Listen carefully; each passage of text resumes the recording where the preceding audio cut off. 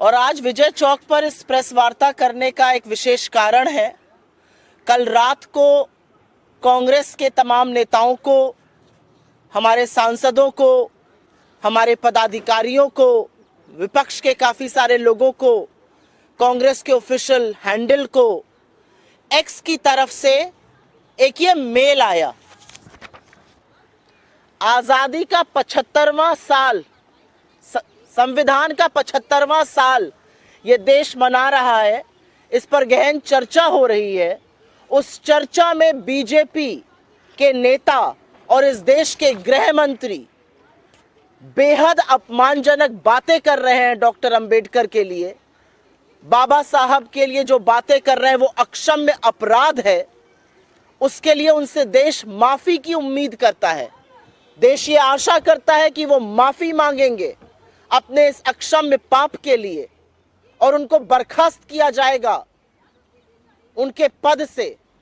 लेकिन बजाय वो होने के, अमित शाह, मोदी सरकार और इस देश का पूरा तंत्र लगा हुआ है उनको बचाने के लिए। अमित शाह ने अक्षम्य अपराध किया, बाबा साहब अंबेडकर का अपमान करके सदन के अंदर।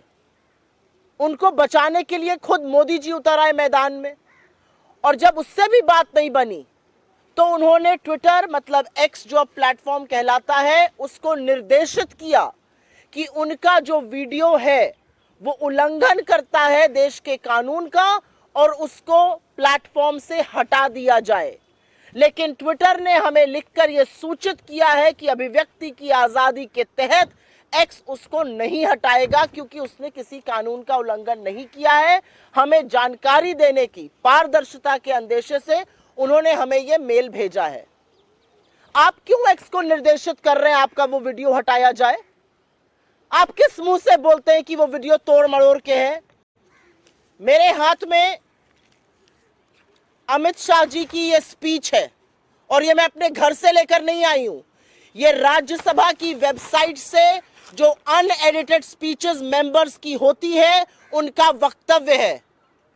पेज नंबर 344 पर जाइएगा, 34 पन्नों की उनकी स्पीच है और पेज नंबर 344 के लास्ट पैराग्राफ में वो साफ कहते हैं, मान्यवर, अभी एक फैशन हो गया है, अंबेडकर अंबेडकर अंबेडकर।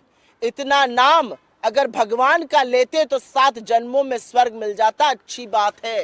ये शब्द मैंने नहीं कहे हैं, कांग्रेस पार्टी ने नहीं कहे हैं, विपक्ष ने नहीं कहे हैं। ये शब्द गृह मंत्री अमित शाह ने इस देश के सदन में कहे हैं। ये कोई तोड़ा मरोड़ा किसी तरह का वक्तव्य नहीं है।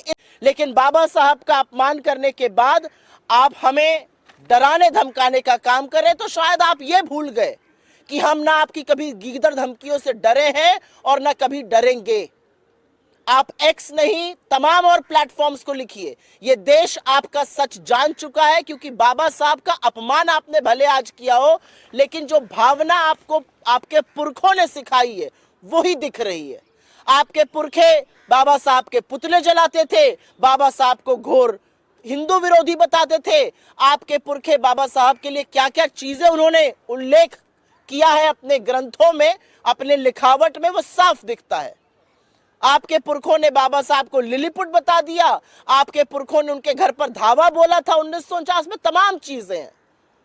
उनको मिलकर चुनाव हराया आपके पुरखों ने। और अब आपकी सोच, अगर आपको लगता है कि हम आपकी गीदड़ धमकियों से डर जाएंगे, तो ऐसा नहीं होगा। आपकी सीबीआई, आपकी ईडी, आपकी इनकम टैक्स, आप जो बार बार विपक्ष के खिलाफ और अभिव्यक्ति की आजादी को खत्म करने के लिए लगाते हैं, लोग डर के बैठ जाते होंगे। हम उनमें से नहीं है। आपने अक्षम्य अपराध किया है, आपने बाबा साहब का अपमान किया, और आप जब जब ये करिएगा, चट्टान की तरह कांग्रेस पार्टी को, हमारे नेताओं को, इस देश के विपक्ष को सामने खड़े पाइएगा।